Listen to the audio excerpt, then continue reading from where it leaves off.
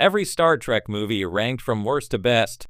There have been 14 Star Trek movies from 1979 to 2025, but which one is the best of them all? The original Star Trek TV series ran from 1966 to 1969 but found new popularity in syndication. When Star Wars became a blockbuster in 1977, a planned TV sequel called Star Trek Phase 2 was scrapped in favor of a feature film, which became Star Trek, the motion picture.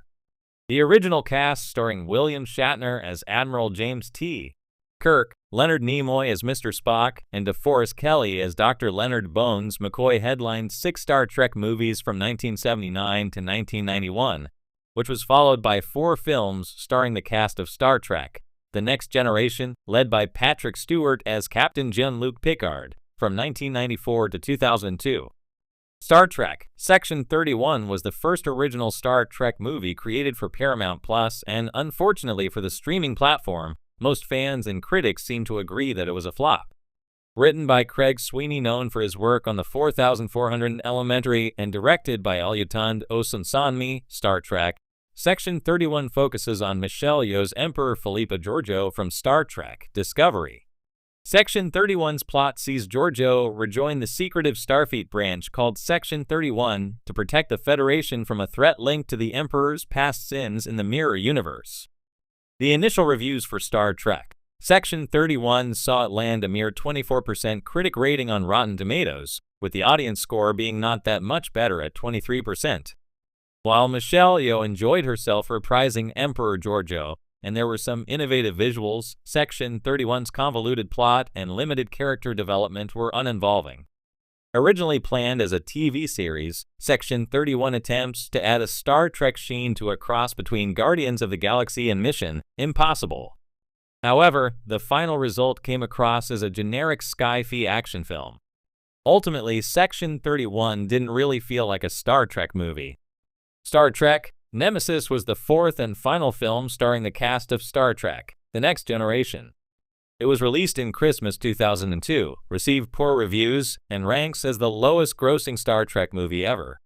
Although it stars a young Tom Hardy as the evil Shinzen, the screenplay by John Logan, who was nominated for an Oscar for Gladiator, is a blatant rehashing of Star Trek II, The Wrath of Khan, with a virtually identical climax and Data dying just like Spock did.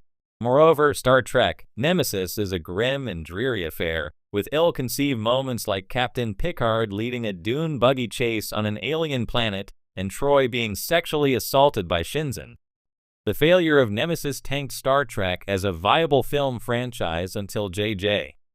Abrams' successful reboot in 2009.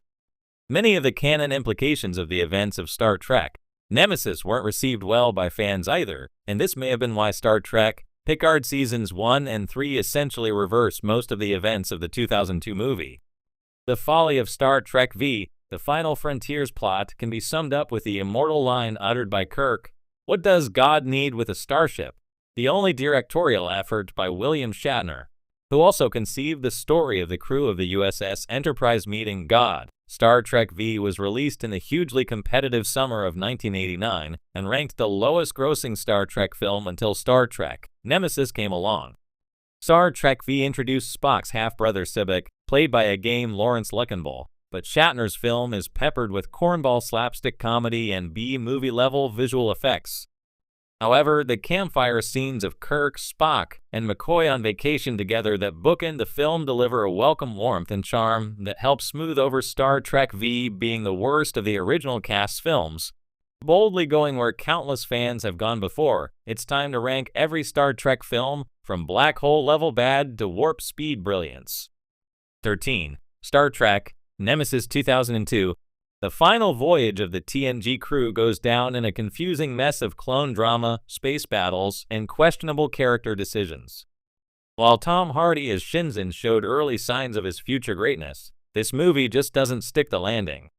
It tried to be the Wrath of Khan Redux, but lacked the emotional depth and clarity. 12. Star Trek V, The Final Frontier 1989. William Shatner's directorial turn is infamous. What does God need with a starship? No one knows, and the film doesn't bother to answer. A bizarre mix of campy humor, half-baked theology, and cringe-inducing effects drag this one to the bottom, though there's a certain odd charm in its ambition. 11.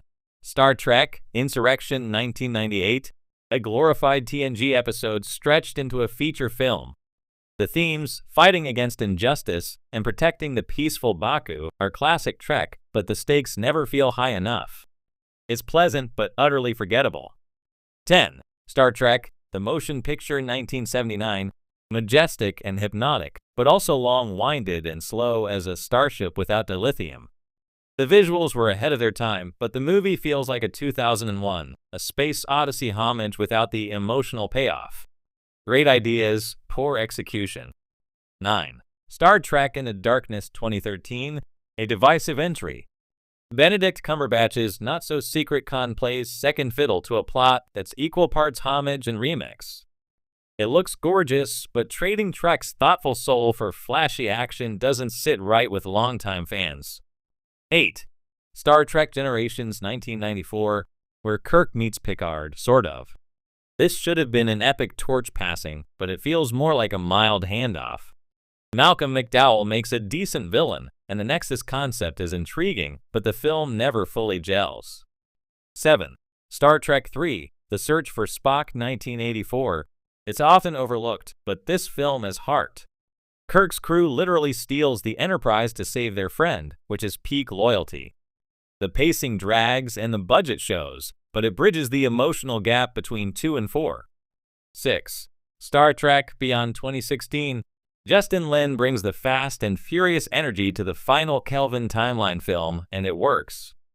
It's a fun, action-packed romp that honors the crew's camaraderie. Plus, Beastie Boys as a weapon? Unexpectedly delightful. 5. Star Trek VI, The Undiscovered Country 1991, a Shakespearean Cold War thriller in space. With the Federation and Klingon Empire on the brink of peace, this film combines political intrigue, murder mystery, and social commentary with classic Trek idealism. A swan song worthy of the original crew. 4. Star Trek IV, The Voyage Home 1986, Wales, time travel. Spock in a bathrobe. It shouldn't work, but it does. Hilarious and heartwarming, this fish-out-of-water pun-intended tale captures the spirit of Trek like few others. It's the most fun Trek has ever been, and it's aged like a fine bottle of Romulan ale. 3. Star Trek 2009, JJ. Abrams' reboot brought fresh energy and mainstream appeal to the franchise. The Kelvin timeline cleverly sidesteps canon constraints, and the new cast channels the original crew with respect and flair. It's action-heavy, but never loses the character moments. A brilliant reboot done right. 2. Star Trek First Contact 1996, the TNG crew's finest hour. The Borg are terrifying, Patrick Stewart's performance is stellar, and the film strikes a perfect balance between philosophical and action-packed. Add in the iconic first warp flight, and you've got a near-perfect Trek movie. 1. Star Trek II, The Wrath of Khan 1982, the gold standard. Rich in character, brimming with tension, and anchored by Ricardo Montalban's legendary performance as Khan, this is the heart and soul of Trek. Spock's sacrifice, Kirk's growth, and the exploration of aging and friendship, this movie boldly goes above and beyond. Final thoughts. Ranking the Star Trek films is like choosing a favorite star in the sky. Each one shines in its own way well, maybe not Nemesis. Whether you love the cerebral sci-fi of the originals, the emotional weight of the TNG films, or the blockbuster flair of the Kelvin timeline, there's something in this franchise for everyone. Live long and keep ranking.